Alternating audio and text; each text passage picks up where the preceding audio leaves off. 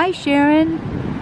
So I'm down here, I'm starting at Mother's Beach and I'm gonna go down halfway towards Fortune's and then I'm gonna turn around. Quite a few people in the water, tide is low, and this is the 28th day of June. The ever hopeful fishermen, paddle boarders,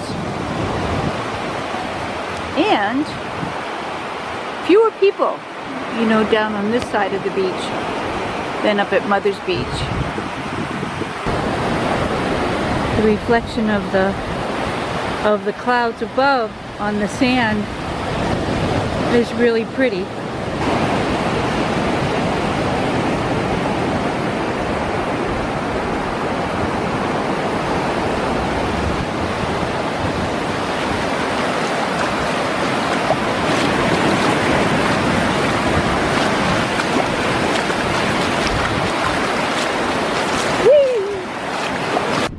So right over there, Sharon, in front of those two houses that we see, you see that green flag. You also may see the boardwalk that leads to the first parking lot down at Biddeford Pool. So this being called Mile Stretch, we have gone a mile, and now I'm going to head back the other direction.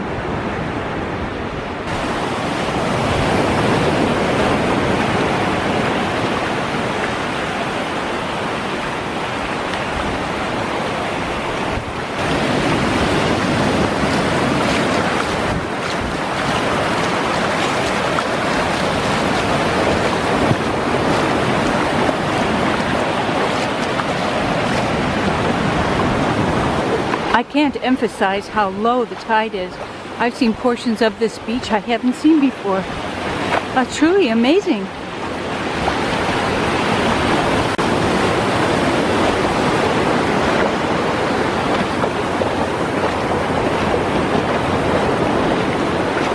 Tiny bubbles on the sand makes you feel happy. Makes you feel grand.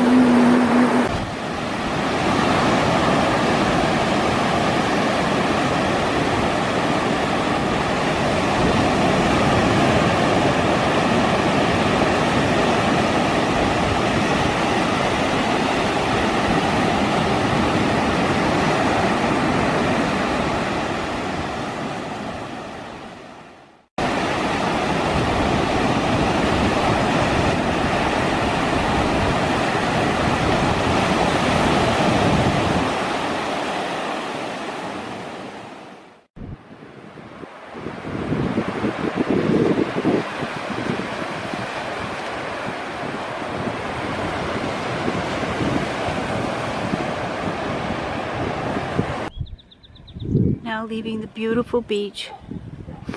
Gorgeous, gorgeous day. See the rose hips, many of which have already bloomed, but some not so much. You can still smell how fragrant they are. And this is the pathway I took down from Marie Joseph's Academy. You can see it in the back.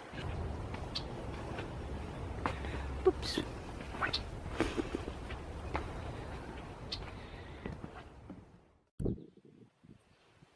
Oh, so lovely.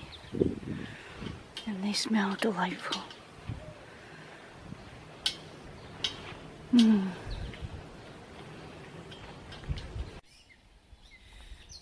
Sharon, these are taken down at Hills Beach because the ones down at or at Biddeford Pool this morning have pretty much gone by. I mean, they will get a second crop if you deadhead them, but most people don't. So I just wanted you to see how beautiful they've been this year. And oh my goodness, they smell so, so, so good. And more, Sharon. This being, I think, the more traditional ones that I remember, you know, down here at Hills Beach many years ago. Still here, even though this is a newer home. And of course, picking the pods for rosehip jam. Good stuff. Unfortunately, Sharon, This is what Grandma and Grandpa's place now looks like. And of course, it certainly looked better when it was Buffleheads, but it's too bad. Sort of a landmark, but I guess it's going to become residential. This also is a lovely home that I admire down here at Hills Beach. It is quite beautiful. Sharon, don't know if you remember too much about Rita Mars's house up here at the hill, Fort Hill. By the way, those rose bushes I had planted for Rita, and I knew then, as I do now, that I planted them too close together. But I think these folks have done, a few nice changes to this place with the wraparound porches on the front, which is very nice. And then they did take the garage downstairs and converted it into some more living space with upstairs accommodations as well. Truly another gem that I have admired for years. And we're coming up on another, the 1896 cottage. And I hear thunder in the distance. And I better start walking faster. And this is another beauty, 193 Hills Beach Road. It's where the kids stayed. Gosh, that was already 3 years ago. So one of the reasons I brought my camera here today was because of this beautiful, majestic spruce, which I noticed got a sprucing up from the bottom. So its branches hovered, close to the ground and looked a little bedraggled. But now look at how beautiful it looks. And I think it is very, very happy. And kudos to the people who keep the rest of this property looking very pristine and shows much TLC. Wonderful. That is quite a gift from Grammy. Sharon, I don't know if you remember walking down this way, but I think there were two brothers that lived here called the Sullivan Brothers. It was either in this space or the next one. Both of these houses are now owned by the same people. And the properties, I think, are so beautiful.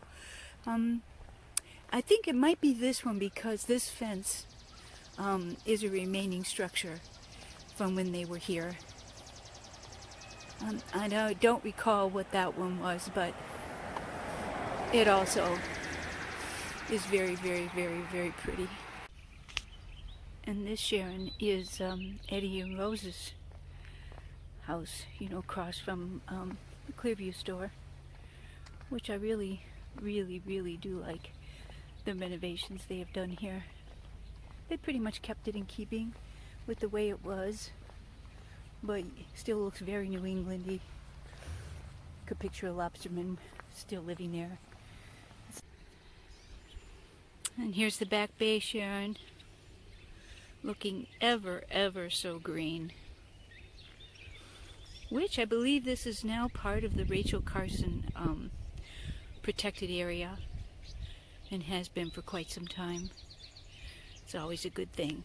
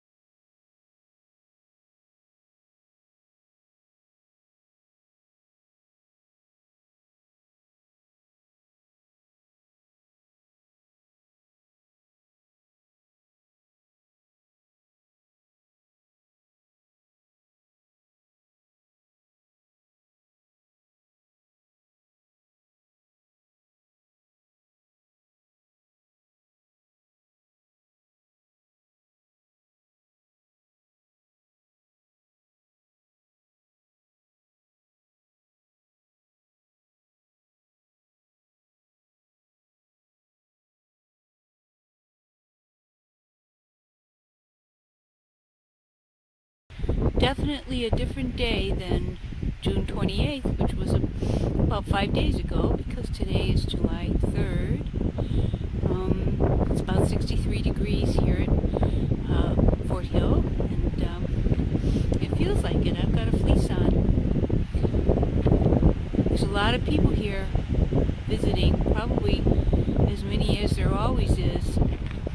So I would say that those boats out there are social distancing, but I wouldn't say that people are cooperating all that much. A lot of Massachusetts plates.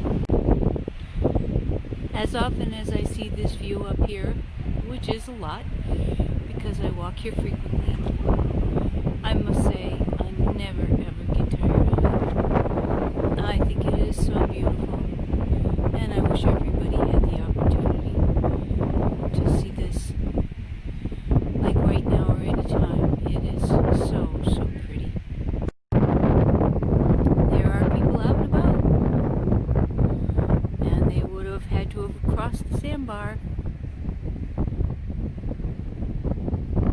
Right there. It looks like the tide might be coming back in. And I don't know with the wind blowing if you can hear the church bells down at Biddeford Pool. That's on a daily basis, and it always sounds so nice.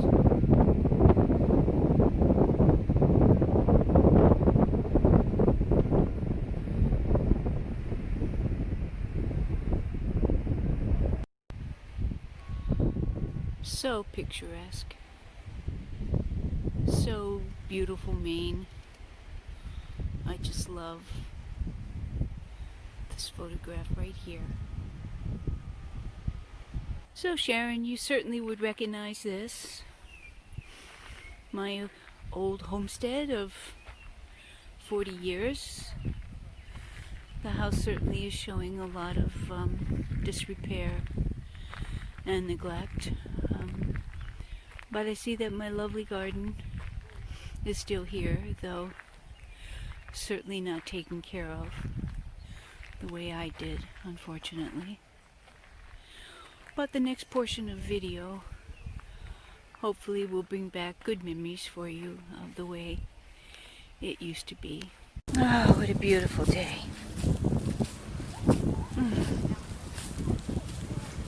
Oh, this beach grass looks so pretty and shiny. Going up to the house. Got a well-worn path here. It's going to break to the right shortly. Here we go.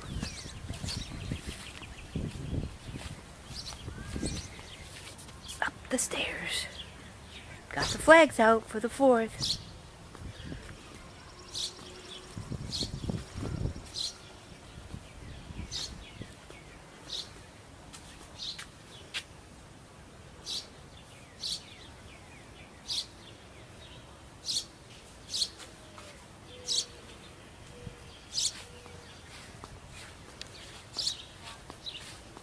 Taking a left.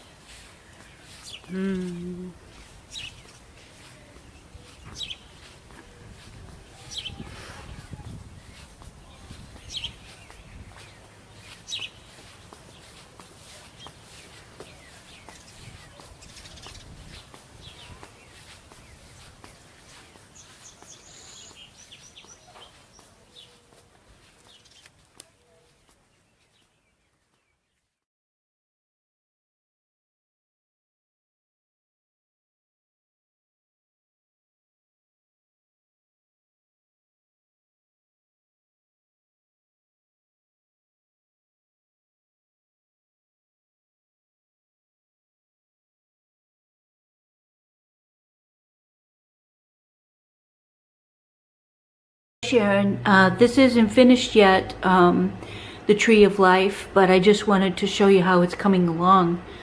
And maybe you can see that it is quite large.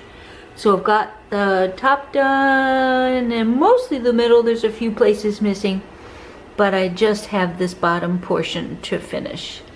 And I think it's really going to be pretty.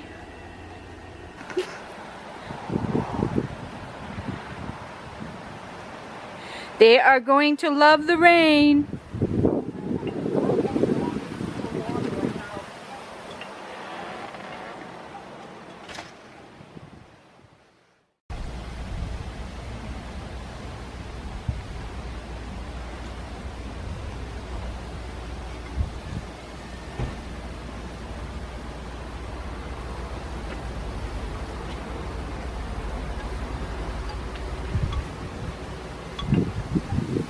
Nice little tinkling sound.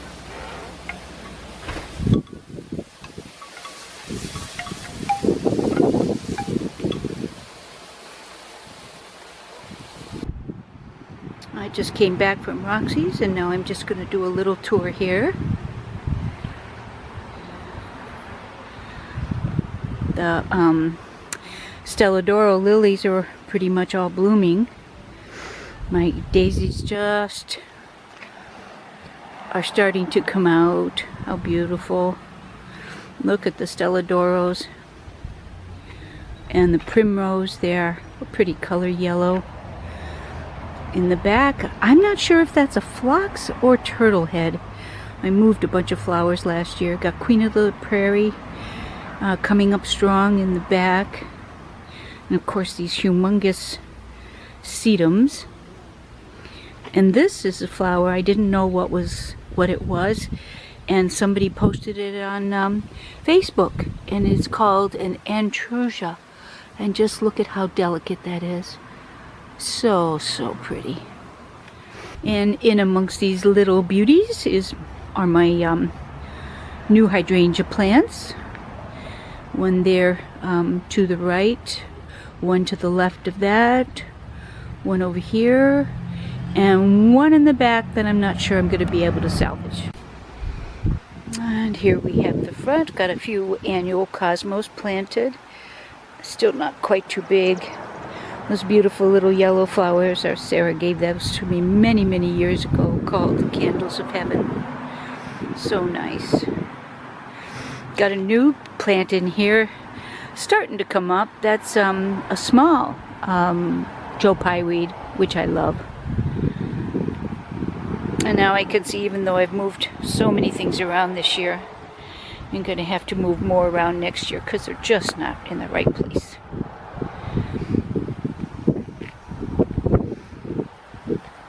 And my little rabbit that's been with me forever. Well, these are them, Sharon. Those carnival morning glories. I have yet, well, I do know what the flower's going to look like, but these haven't blossomed yet, but I will take pictures of that when I do. This is Queen of the Prairie too. Nice pink and fluffy. And how true this is. What is earth but a place to make a heaven of? So true.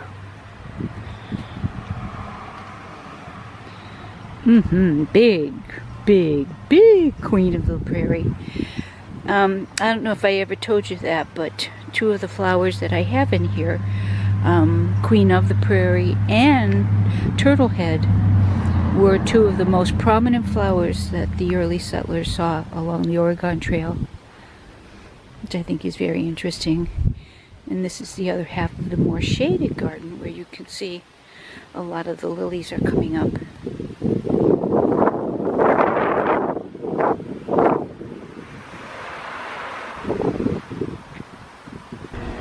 So all along there, in that embankment down to the trees at the end of the road, is all the area that I raked up this year and cut down additional trees. And then I had mentioned to you that between two of these trees remaining was a portion of dirt that I was able to excavate pretty well. And so I planted my bigger flowers from out front. I moved them back here. And they're doing okay. They're probably not going to get as tall as they should. But that's Joe Pye, perennial sunflower, which usually gets to be about 6 feet. This is Joe Pye weed, usually 6 feet as well, though I don't think it will because there's not enough sun. And then we have also a very tall plant, but not right now, Tithonia. And The oriental lily did bloom this year, and it looked beautiful. And this is a clump of coreopsis, which a kind neighbor dropped off to me. And another one of these perennial sunflowers was growing in a neighbor's garden, but too tall for their liking, so I put it here. And these are doing, not great, but they're doing. And that, my dear, is the end of a beautiful morning. And I hope you have enjoyed this and felt like you were right here with me, because I've been thinking about you the whole time. Love you dearly. Hope to see you sometime soon. Take care, my dear. Love you. Bye-bye.